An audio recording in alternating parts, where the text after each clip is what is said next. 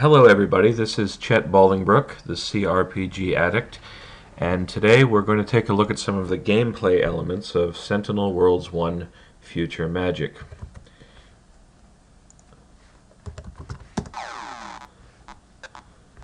This is the loading screen, and as I've commented before, all of the images, as well as many of the other images in the game, seem to come from popular culture. We have Emperor Palpatine here and Arnold Schwarzenegger in the lower left-hand corner, and I'm not sure we ever get a good sense of who the two people on the right are. Maybe somebody from Buck Rogers, I think, was the best suggestion. But elsewhere in the game, there are images that are clearly drawn from other films and comics and TV shows of the time. As you might imagine, the first thing I'm going to do before playing Sentinel Worlds is turn off that horrible music score. I typically do this even with good music scores, but that one would drive me crazy quite quickly. And then I'm going to load where I left off. Now we're starting here orbiting the planet called Nora Jane in my little ship, the SS Storyville, named after the neighborhood of New Orleans where Louis Armstrong grew up. And I want to land on this planet and illustrate a couple of things related to planetary exploration. So I'm going to go to my bridge menu, where I have the option to orbit the planet. Now if there are any settlements or people who need assistance on these planets, it gives you a little beacon location indicating where they are. And in this case, there's a beacon at the town on the planet known as Western Town, so I'm going to go directly there. Much like in Starflight, I find myself on the planet with this little ATV that I can roam around in. But I found that there's not much sense roaming around the wilderness if you don't know where you're going, because there's just so much space and so much of it is empty. There's some cattle here we can target, and I could shoot them, but I have a feeling that there's something bad that happens if you kill enemies that aren't trying to attack you, and I have no reason to shoot the cattle, so I think I'll leave that alone. Once on another planet, I encountered one of these blue creatures that needed some healing, and I was able to provide that for him for my medic, but again, I don't really have any idea what that did for me. When you turn and face a building, it gives you the option to enter, and I'm going to enter this building. This is the Rancher's Bar here, and you can see this kind of weird combination of wireframe interface and top-down interface that I'm navigating, and I find it a little bit jarring, but I've found that if I simply ignore the wireframe around the edges and just focus on the top-down map, it actually works a lot better. However, navigating through buildings like this is very slow in this game. It has to stop and, I guess, redraw or refresh every time you move forward, so it takes a while. Now, my party is represented by what I think are yellow dots here, and then these what I think are blue dots. I'm colorblind, unfortunately, but I think I have that right, are other NPCs.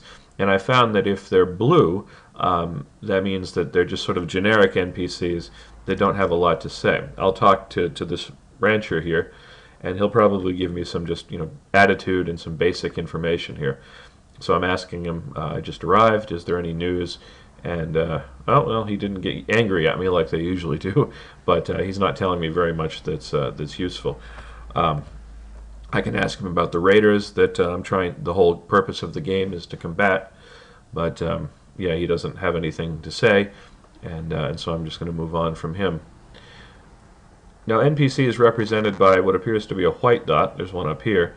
Generally have more to talk about and are more crucial to the plot of the game.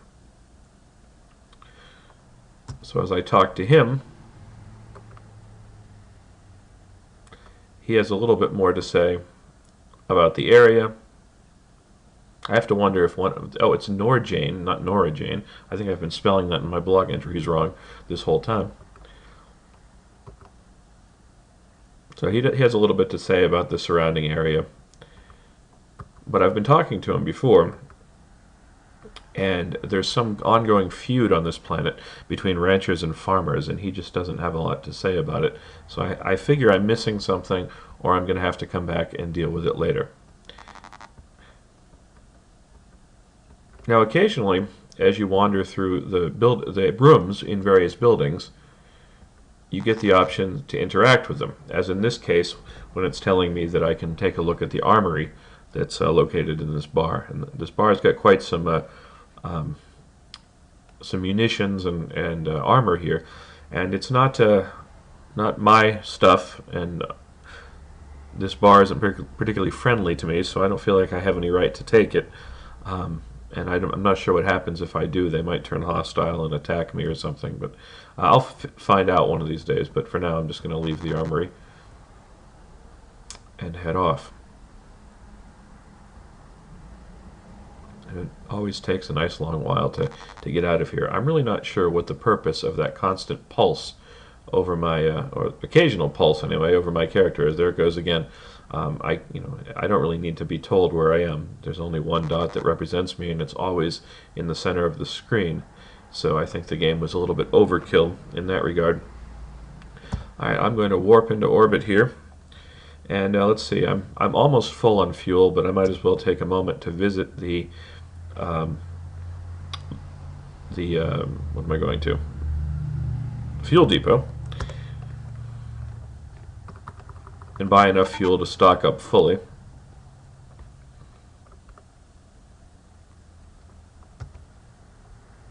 I currently already have a science mission to deliver some weather equipment to Sejavik, so I can't get another mission from the Science Foundation. I do have some minerals that I can sell here at the Space Miners Guild, so I'll sell that. And then finally leave. Alright, let's take a look and see if there's any raiders around so we can take a look at combat. So I'm going to go to my Federation channel here and see what it tells me. And oh, yep, there's a supply convoy under attack somewhere, or there was when I first got in here. I don't see it on the screen. Oh, there we are again. 2378, 2172. Now I don't see the raiders on the screen on the right.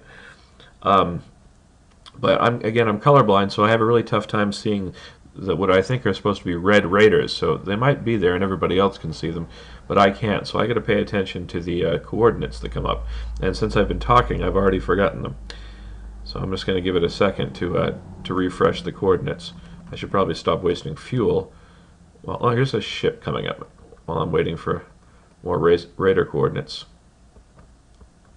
It's pretty far away, actually. Never mind.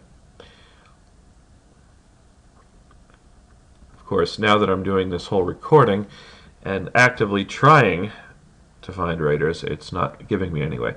So I'm gonna pause it until I find some raiders, and then I will restart.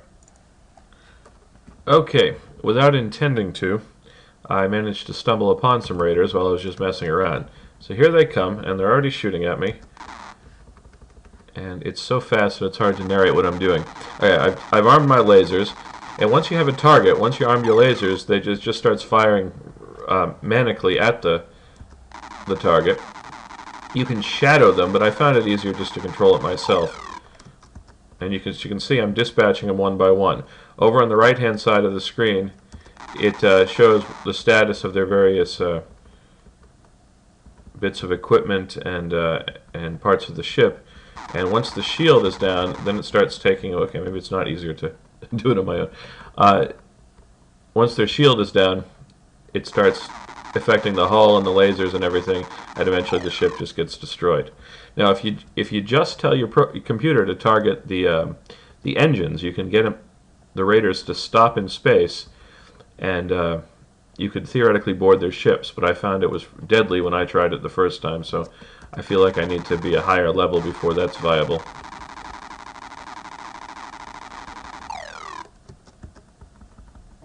One by one, I'm taking them out, along with the help of these other ships that are around me. As you can see, there isn't much to ship-by-ship combat. The computer does the firing for you, and it has to do with your equipment, the level of your equipment, and the skill of your gunner. But there aren't many tactics associated with it. And as you can see, my ship isn't taking a whole lot of damage. Of course, I got some helpers here, but even when I don't, I find that the raiders don't do a lot to me. They sometimes get my shield down to 0. They just did now, actually, but nothing else has taken damage. And all the raiders are gone. We've managed to kill them. You see these other dots up here that I'm flying towards in the upper left. This is a supply convoy, and the raiders are constantly attacking them. I just came down to hang around here, and then suddenly the raiders were there. So I'm seeing if I can talk to one of these ships. No, they don't want anything to do with me.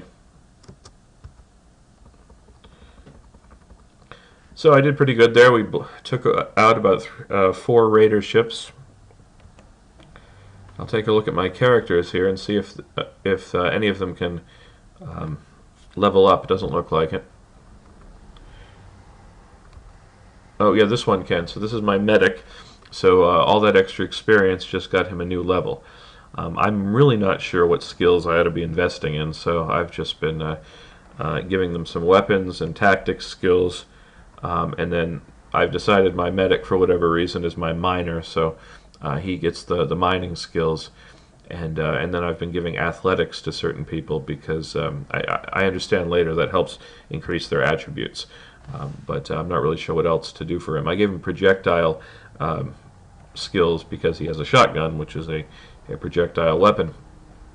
Okay, to finish this up, let's take a look at the planet of Caldor. So I'm going to bring up my bridge menu here, which gives me, this is the whole system here in front of me on this map. There's only 3 planets and a sun in the middle of it, and then ships flying about. So it's not a huge territory here. And I'm going to go to the planet of Caldor, which gives its name to the system. Feels like there ought to be some sound here if there was going to be sound anywhere. This would be your chance to write to me and tell me that if I was playing the Amiga version or some other version other than the inferior DOS version, there would be sound, and it would be better sound than what I'm seeing, and I'm flying by the planet while I'm talking.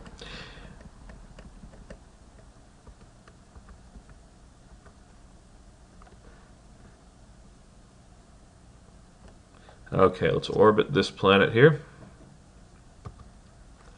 Now this planet has 3 towers, and I can visit them by just hitting 1, 2, or 3, but I've yet to explore them fully, so I don't really know what I'm going to find there. What I'm going to do is take you to a place that I have been at a particular set of coordinates where I know there's a cave, because I just want to illustrate some stuff about hand-to-hand combat. So I'm going to navigate to the coordinates where I know the cave is.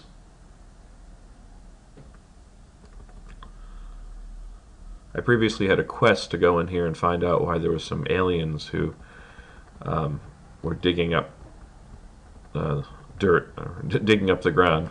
Some natives were upset about that. So I'm going to locate the coordinates that I specified, and there's some minerals here. That's what these lighter dots represent, and I have the ability to mine those for money.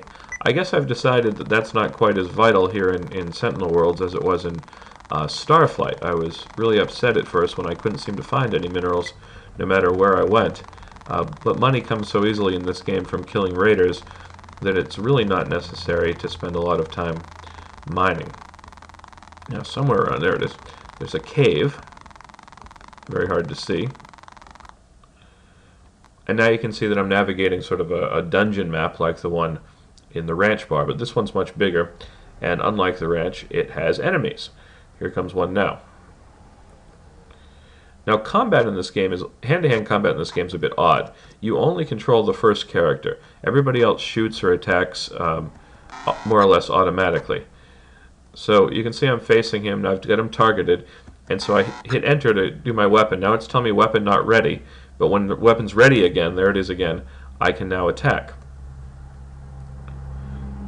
So fighting hand-to-hand combat is just largely a matter of facing your enemy, targeting him, and hitting enter until he's dead. I've been in here before, and these bears don't do a lot of damage, and it's rare that my crew takes any damage while the bears are attacking. But when they do, the medic almost always heals them right away. This is not true when I board a raider ship and fight them hand-to-hand combat. They have weapons, and almost always, well, they've killed me so far, so I haven't been able to defeat them yet. These guys are relatively easy. You can see my medic there in the middle of the party. He's able to reach everybody from that location, and so he can provide healing to anybody who's damaged. And when he's not healing, he's got a shotgun. So he's a pretty useful resource. So it's pretty boring to keep fighting bears in here, but I just wanted to give you a sense of what that looked like. So to finish up, oh, one came out behind me.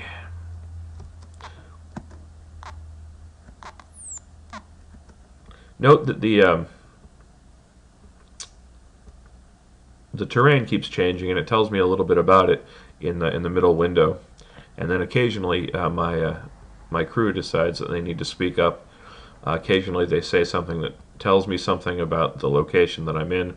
Other times they just exclaim something or complain about something. Okay, I think I'm ready to leave. You can see how annoying this is. It takes so long to navigate here, and I wish that the game hadn't presented the screen constantly turning like this, rather than always turning and going north or going up to move forward. You know, it would have been easier if it was more like a roguelike where you just go move right and left, and you know, it's much faster navigation. Okay, heading back outside. There's some more minerals I'm going to pick up. I think I'll leave the snake alone. Oh, another mineral. Even though I don't need the money, I find it kind of addictive to mine. Who knows, maybe I'll need the money later, right? Okay, that's enough for now, so I'm going to head back into orbit. Orbit the planet again, and finally finish off by visiting one of the towers of Caldor. These towers are like any other building navigation, and I started exploring this one earlier, but I haven't really found anything useful in it yet. Looks like this level is just docks for the ships, and I need to my medic, or who's Chaoyag? I always forget. Chaoyag is my navigator.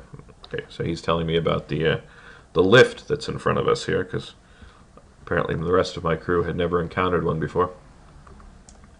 So I need to explore the multiple levels of this tower before I can find out what's useful about it. But I hope that gives you a sense of the overall interface of Sentinel Worlds Future Magic, and there will be more of these videos as gameplay continues. Talk to you soon.